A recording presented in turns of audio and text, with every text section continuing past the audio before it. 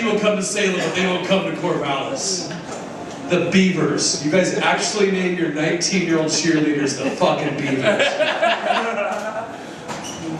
And you also got rated by Playboy the most sexually healthy university in the entire United States, by the way. So give it up for Chris Risley. He teaches down there. Louder! He drove 70 miles or some shit. Ray is so cool, he looks over at me, and he's like, oh, wait a second, that's that fucker from Corvallis. So, no, Ray's, we were trying to start an open mic down there. So, as we know, most of us are comics in this room, apparently. Comedy's about, you know, intimacy and revealing stuff. And I like to start a set by really like getting real. I like to acknowledge the elephant in the room. I'm older than a lot of the people here, except for maybe you, dude. Okay. And what that means is that I was raised by parents. My parents were both born in the 1920s, which means that I was raised with a lot of Victorian era fucking psychotic shit. And when I reached adolescence, there was no talking about anything that happened down here. No fucking questions answered. It was like a goddamn psychic mess. So when I got my first period, I did not know what was going on. Had no idea what to do. I don't really have a vagina. I'm a fan though, I am a fan, and not as big a fan as a colleague of mine at school. It's gotten out that I do this comedy, and I was working on a joke, and he comes up to me and literally like starts to like run me into a wall. He goes, dude, I heard you were working on a joke about yoga pants. If you fucking do a joke about yoga pants, I will kill you. I'm like, why is that, dude? Why are you getting so up? Because yoga pants are as close to sex as I ever get these days. So, I gotta ask you, what does it mean that my dog, that will literally eat the shit coming out of another dog's ass? I'm not joking, my dog will eat fucking something brown and hairy in the back of a tire. It'll fucking eat anything, like just like that fucking crud you step over. My dog will stop, sniff it, and eat that shit. What does it mean that my dog that'll eat stuff like that will not eat the soy crackers that my wife feeds me to help me lose weight? My wife is so kind, she's here in the room. I can't believe I'm going to be just talking so much shit about you tonight. Right here, in person, doing nothing but talk shit.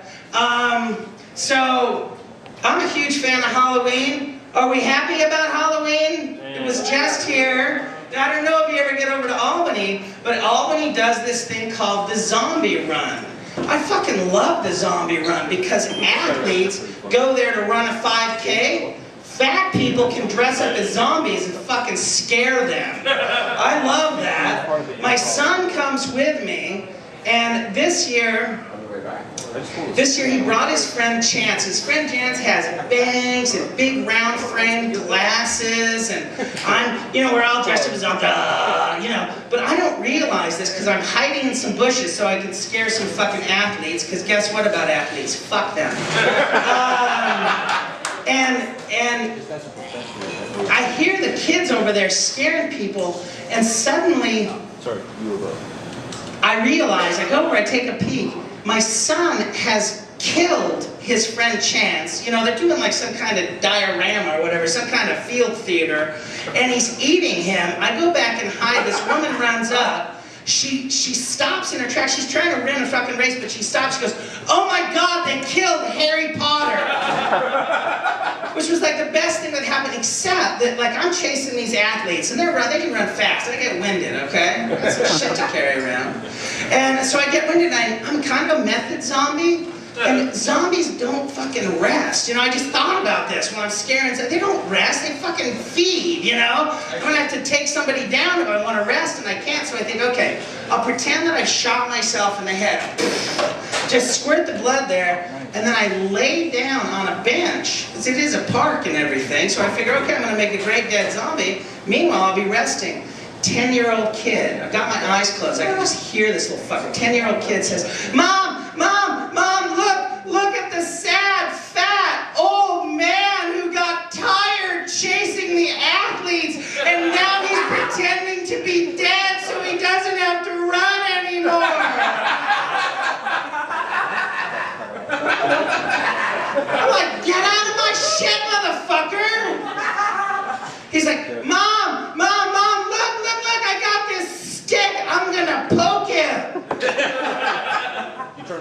No, you aren't, bitch. So I think, how do I stay in character and fucking deal with this asshole, you know? So I like, okay, well, clearly the zombie was not really dead. So I wake up and little kid goes, "You're not really a zombie. You can't hurt me." He runs to his mom. He's like, "Mom, Mom, Mom, tell him he can't hurt me." His mom says, mom's the coolest parent in the fucking world. She says, "I'm sorry, son. You were really rude to the zombie."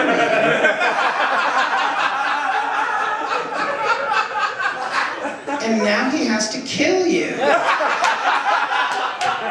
She says this. I'm like, yes! So I'm following the kid. He's running, he's fucking crying, and just like a 10-year-old, he takes off to this freestanding building in the middle of this park in Albany. He could have gone to the left of the building and run around. I would have never followed him, or the right. I would have never. He goes dead fucking center to the middle of it, you know? Goes right there, he turns around and gets his back up. I'm getting, I got 6 feet away from him before I saw the piss stain come out from underneath his belt. Just when and you know what? I was gonna feel bad, but fuck that kid. I walk by his mom and I'm like, ugh. She's like, "Thank you." So that was good. So I'm actually a family man, as you know. My wife and I have 2 kids, and it was recently my son's birthday. Now, a son's birthday is a time to celebrate the growth and the life of your son, but it also is for your wife an opportunity to remind you how much it fucking hurt to have your child. So you have to hear, are there any parents in the room? Like any other one? Not a one. Oh yeah, there you are. Okay, so you might be able to relate to this a little bit. So it starts, "You don't know how much it hurt." Look at her, doesn't she look sweet? You can't even believe it. You can't believe it. So she asks me this question like I wasn't there. Like I really assumed that I was going to be having cigars, handing out cigars. Do you remember when they had these images of men handing out cigars? Now, bullshit, they fucking drag you into a room. The doctor of my giving birth thing, she actually says, "Grab a leg." I'm hoisting my wife's leg here. There's a woman over here hoisting the other. I'm like, I don't even know what the fuck that is at this point. My wife is screaming.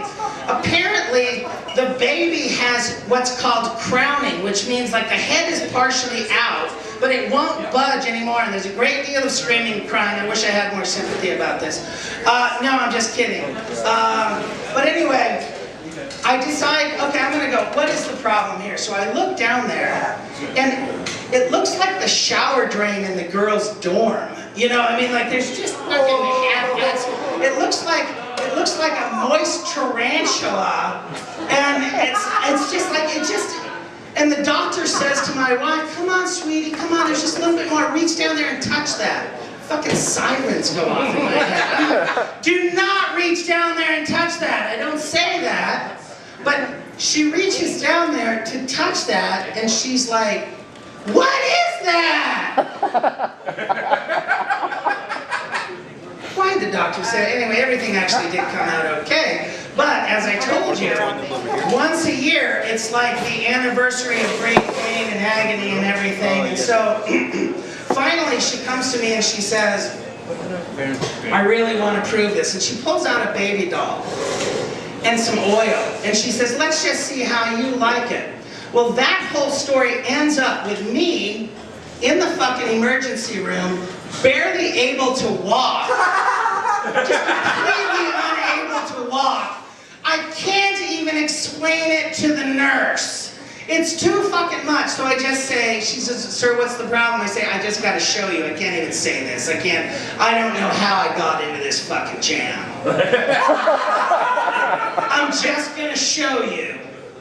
And so I take my pants down, the nurse goes over here, and I lean over like this. The next thing I hear is the nurse screaming. She's like, "Ah!" I'm like, "What?" She goes, "The eyes opened." That's the doll's eyes opened as they're leaning over. Opened up. All right. Thank you. Thank you for that. Thank God. shit. So I told that joke, and I have a fairy god manager, and she heard it. She heard me talking this dirty in public. She goes, Chris, you got to clean up your act. You got to not tell, don't rely on this dirty humor anymore. So I'm thinking, okay, I'm gonna try to clean it up. Honest to God, this is a true story. We had made an arrangement with a woman who owns like a purebred pug to breed to our Cavalier King Charles Spaniel to create a Pugalier. I'm not joking, this is like a real thing. It's funny, but this is like fucking white people with too much time on their hands or something. Why do we do this shit? It's fucking crazy. But the woman shows up with her dog in heat. They show up right at like a fucking medical apex of heat, just like a thing for a dog. And, she sets it in our yard, we're standing there. The two dogs begin to go after it. And Indy, actually, he's my dog. He's like mounting. And he gets real nervous. He gets real nervous because, like, we've been spending the last year fucking spraying him with water anytime he does that to somebody's shins, Just spray the dog down. And he looks at me like, you spray me with water for doing this to a human being's shins, and you're going to let me do this to this pug? Something's not right here. But anyway, these two dogs, they get after it, until they can't fucking barely move anymore. Except, so Indy stops humping her, but he's still attracted to the whole part that is issuing the hormones or whatever, And he's licking them, which would be fine. That would be fine. But I have a 6-year-old daughter. And my 6-year-old daughter is like, Mom, Dad! She's like totally, grossed out and agitated by this. She's like, Indy's licking Delilah's vagina! Like, I didn't know what to say, to the 6-year-old. I don't know, so we just kind of let that go. And the next day we walk our daughter to school with the two dogs. We figure this is going to be cool. Of course, we get there, and every 6-year-old within eye shot comes over. 40 little kids come over, and Quinny now, she's an expert. She's like, this is Indy, he licks Delilah's vagina. Another little kid comes up, this is Indy, he licks Delilah's vagina. She says this 50 times. Every kid in the entire neighborhood fucking went home that night telling their parents about licking Delilah's vagina. I feel sad that was the lesson that day. So now this dog, my dog's actually a pretty good dog. He doesn't really bark. I'm telling you an honest to God true story. A dog, it just doesn't bark. We've left it with people, it doesn't bark. My neighbor's fucking crazy. Did anybody here see Beowulf? It was like a 3D animated movie. Anyway, there was like a dude who had a fucking eardrum outside of his head, and you could hear them singing in the fucking, mead hall. Ah! My neighbor is like this if my dog barks like 2 times. Bark, bark, bark, bark. I'm not joking. Called the fucking police. Called the police, and on a Sunday, while I was having happy time, I'm not kidding, too. It was happy time. I'm interrupted in the middle of my, one happy time. For real. It's the fucking police. Michael has called the police. And so, we listen to him, they're like, wait, okay, your neighbor's crazy, obviously. I've seen the dog, everybody's fine. So that actually wasn't bad, but that doesn't make me want to kill him any less. And you don't want to kill people because it fucks up everybody's life. It's terrible, but I hate this one, I understand that. So I'm out there at fucking hedge clippers, clipping my hedge, and Michael thinks it's a great fucking time to come over and talk about things, to really hash out my big dog problem.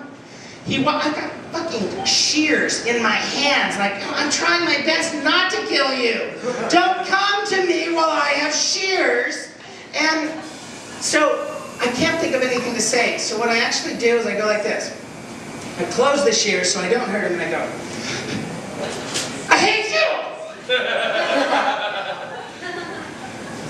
I hate you! And he stops. He's even older than me. He doesn't know what the fuck he's just seen, It's like a fucking doddering old dude, And so He doesn't know whether I've just said I hate you or whether I have allergies, and he goes, bless you, and he walks off, you know. And I think, you know what, that was kind of saintly of me. I'm actually doing really well. I just didn't, I just sort of did, some ninja move around that shit, and I'm thinking, okay, I feel pretty spiritual. And the next day, I have almost no hatred toward him until I see them walking out to take a walk, and I'm on my porch, and I'm really congenial and nice and everything, and my hand flies up to wave automatically. You ever do this? You ever hate somebody and you see him and you're about to wave? It's really fucking happened. I want to, like, my hand goes up to wave, but I think, if I wave at this fucker, he wins.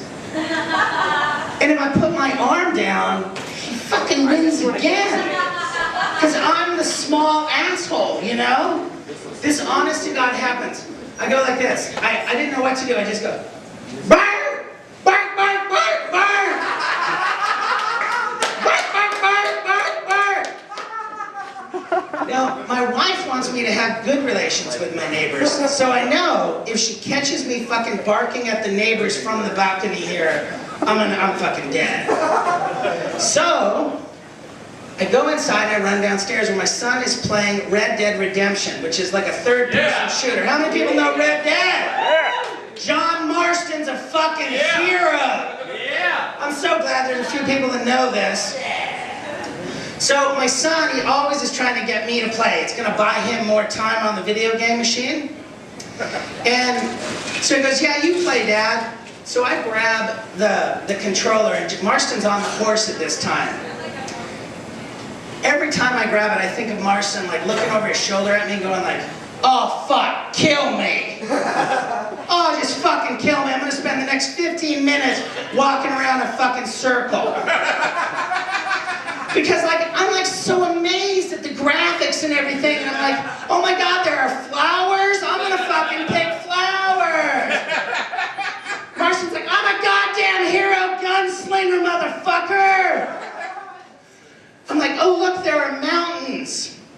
I walk him up to the mountains. Any of you have played this, there's wolves and shit in the mountains. So the wolves start to come, and I make him run. I figured out I can push the trigger, and he runs. Marston's looking over his shoulder, he's like, draw my fucking gun, asshole! I'm a gunslinger! He gets eaten. He gets eaten every time. I've never even gotten him high enough to get eaten by a fucking bear. That's actually going to be my win on this game. But so, I look around. I kill Marston a number of times. I look around for Maddox, because I'm going to give it back to him. I get bored of that. So I'm like, he's not here. And I go, hey, Maddox! Maddox, where are you? He's upstairs. He goes, Dad, I'm upstairs. Indy's licking Delilah's vagina. Thank you so much.